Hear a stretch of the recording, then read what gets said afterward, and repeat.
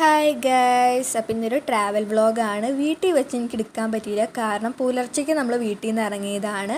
അതെന്തിനാണ് ഇറങ്ങിയതെന്ന് വെച്ച് കഴിഞ്ഞാൽ ഒരു ക്ഷേത്ര ദർശനത്തിനാണ്. അപ്പോൾ നമ്മൾ ഇന്ന് പോകുന്നത് എവിടെയാണെന്ന് വെച്ച് കഴിഞ്ഞാൽ തൃശ്ശൂരുള്ള സീതാരാമ സ്വാമി ക്ഷേത്രത്തിലേക്കാട്ടോ പോകുന്നത്. ഇതാണ് നമ്മുടെ അമ്പലം. നമുക്ക് അമ്പലത്തിനകത്ത് കയറിയിട്ടുള്ള വ്യൂസൊന്നും ഞാൻ എടുത്തിട്ടില്ല, പുറത്തുനിന്നുള്ളത് മാത്രമേ എടുത്തിട്ടുള്ളൂ.